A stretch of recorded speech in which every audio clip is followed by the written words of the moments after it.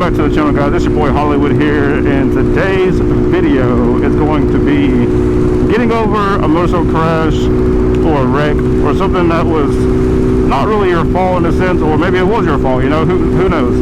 But today I'm going to talk about how I got over it and how I eliminated some things in my corner to help me get back on twos like everybody wants to do, right?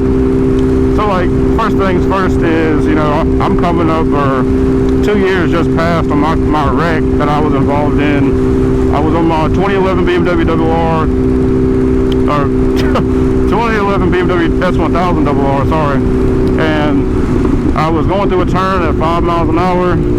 Saw this white truck beside me coming off of a divided highway, getting onto like this other road going towards my house. And next thing you know, I heard his engine rev up like he was speeding up, and I pulled my clutch in, revved my throttle as long as I could, and tried to get him to see me, but he ended up hitting me anyways. I think he actually purposely sped up to hit me. And next thing you know, I'm waking up and I got the sergeant from A shift at the fire department across the street. He's standing over me. He's like, "Bush, wake up, Bush." Man, I'm hurting super bad. The bike's like 25 feet away from me. He pretty much like knocked the bike from up under me, and I pretty much dead stopped and like kind of dragged a little bit across the pavement. I probably got like slid like 5 feet. The bike slid 25 feet away from me. It was up against the curb, and I'm not gonna lie, it was a pretty traumatic experience. You know, I blacked out. I didn't remember anything. I can just remember like a white SUV or a white truck, and then my sergeant waking up over top of me, or a sergeant from A shift waking up over top of me saying he's gonna get my wallet out of my pocket.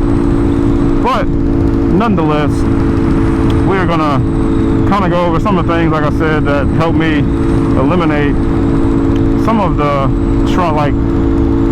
I guess fear, you could say, is jumping back on two wheels. So, like, I mean, first things first, you gotta take into account the severity of your crash. Like, you know, if you got 2 broke legs and the 2 broke arms and stuff like that, like if you're seriously injured, you know, it's gonna take a little bit longer for you to get back on twos. You know, you gotta let everything heal first physically, then you can try to work on your mental, because that's the main thing. I don't believe you can do 2 things at once. I mean, that's a lot of put on your plate. You know, you got to go through physical therapy, get your strength back, and getting back to your day-to-day self first. Yeah, like if you got like my crash, for example, it wasn't too bad. They hit my front wheel. I blacked out, so I couldn't really remember anything, and I didn't break anything, luckily. And I wasn't wearing any gear besides my red and white gloves, like the ones that cut off on my wrist, and then I was wearing my helmet. Yeah, that was it, really. I didn't have on any boots. I didn't have on any MBT pants. Shout out to MBT, discount code Hollywood, save 15%. I didn't have on the jacket. All I had was helmet and gloves, right? So yeah, you know, mine wasn't that bad. I slid a little bit, had 2 little dots of road rash on each elbow, and that was it, man. I got lucky. I will say I was sore as crap, like my whole body. I couldn't even get out of bed the next morning, and I was talking about going to work, man.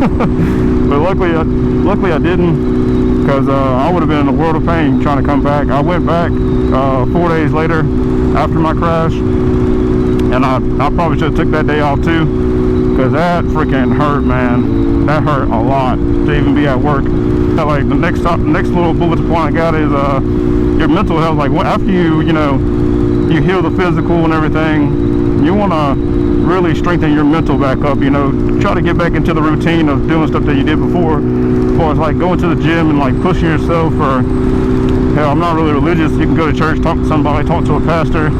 You can even get a counselor if you need to. You know what I mean? Like me personally, I don't go to a licensed therapist. I pretty much just talk to my friends about everything, and you know, we talk stuff out. I got maybe a handful of friends I can really open up to and really talk to about some stuff, and I really keep them in my corner as close as I can, because they would give some really good advice and let me know everything's gonna be all right in the long run. And yeah, man, if you can find you a nice set of friends that's like that, that's just as good as going to a counselor, you know. Because let's be honest, you know, a counselor is going to, I mean, they're going to do the same thing your friends are going to do. And now I'm not going to sit here and say that they're going to give any better advice or give any less better advice, but just, you know, do what you think is best as far as like trying to build that mental fortitude back and getting back to yourself. I'm not going to say it's going to be an easy and quick process, because me myself, the thing that pretty much stuck with me when I got hit was, obviously they cut the clothes off of me in the hospital, but I still had my white Vans I was wearing, and I still had the gloves that I was wearing. I'd probably say maybe like a week later after my crash, I was shopping in Publix and I was wearing my white Vans, and I was fine until I got to the store. But I walked in the store and I'm going down the aisle by myself, and I just have a freaking panic attack, bro. Like, I couldn't even gather myself. Like, luckily nobody was on the aisle. I was just by myself, and I could sit there for a minute and just, you know, kind of calm myself down. But it was really the white Vans that was bringing back that traumatic experience to kind of remember everything that happened before I got hit, because, you know, everything during I didn't really remember until I woke up. But yeah, man. And then the gloves are me. And then also, like, not only that I have a panic attack, but for a few months afterwards, like my throttle hand, I would hold stuff in my hand and then I'll just be walking. Next thing you know, my hand will literally just open. And like, if I'm carrying a cup, I'm carrying like a laptop, whatever I'm carrying at the time, my hand just opened. And it just happened. But, you know, eventually that went away and everything. And now I'm back to my normal self. I'm back on twos, happy to be here. And, couldn't thank my friends more for being there beside me and really allowing me to talk and stuff like that and talk it out. Okay, so the next thing is going to be my little bulletin point. It's going to be like just removing all of like the negative talk in your ear, man. Like, if you got people telling you, oh, you don't need to get back on that bike, you don't need to ride anymore, you need to give it up, you know what I mean? Like, just like, if you know the reason why you ride, it can be like a mental thing. Like, it's just like a nice little break from reality to get out and feel the wind, you know, like go fast, whatever you want to do.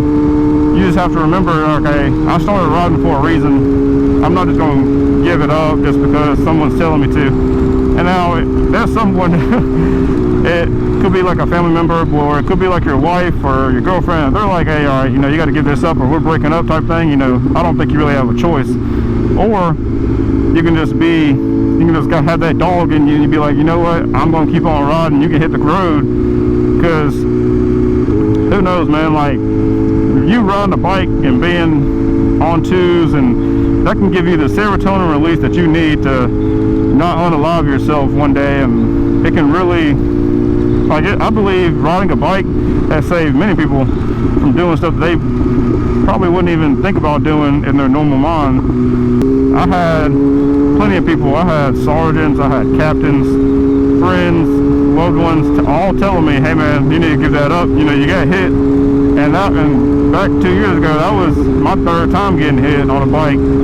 So like, you can't just give it up, you know what I mean? Or if you do give it up, you know, you can always revisit it later. But it's more or less like a see you later type thing, you know, you'll be back. But me personally, I believe in, you know, you did this for a reason.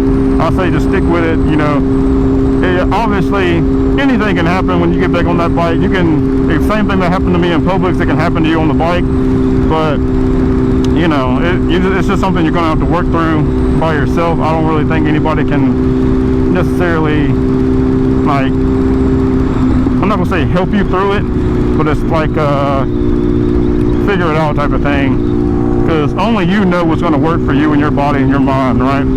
So my last little bulletin point here is like pretty much tying back into what I was just saying, man. Like, don't forget why you started riding in the first place. Maybe it's someone that you watch on YouTube who rides also, or like it's someone you idolize, or like your mentor, or your father, or like your mom started riding, or whoever the case may be.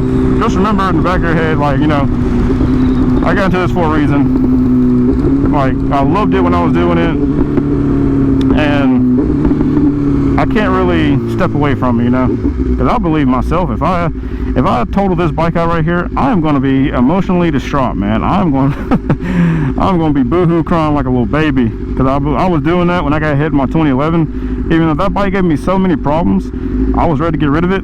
But when I got hit, man, that man, it left a big old hole in my heart. And I knew immediately when I was in the hospital room, I was talking to myself, I was like, man, I don't know if I want to keep on doing this. But the next morning when I woke up, it was like a switch had went off, like boom. All right, what parts do I need to rebuild this bike? Because I know I was never going to be able to give up riding on twos. Because this is just what I love, man. I love doing this. I love like being on twos. I love being around people on twos. I love going to different car meets, bike shows, like different events. And hopefully, like I've been saying this year, being able to go to the track, because my riding abilities has really exceeded the street. And it's going to get me in trouble, even though it already has. It's going to get me more trouble that I don't need right now. So yeah, man, to kind of like just wrap up the video, just, you know, keep a positive attitude. You know, you're going to have highs, you're going to have lows. Don't forget why you started riding in the first place, because, like I said, this could be like a love that you have. You know, some people's photography, some people's working out, some people's riding a bike. It's whatever the case may be that helps you keep you sane at the end of the day. Like, this is one of the things that keeps me sane, riding my bike, making content for you guys to watch and enjoy. And hopefully I could make this a full-time job one day. Like, I'm always working towards that every single day, you know. Yeah, man, if you guys enjoyed the video, hit like, comment, subscribe, share, follow me on TikTok. Even though I don't post it anymore, it's Hollywood V2. Follow me on Instagram, it's Hollywood 24/7. Let me know what you think down in the comments. Maybe I'll skip something. Maybe you guys let me know what helped you get over a crash. And I'll catch you guys on the next video.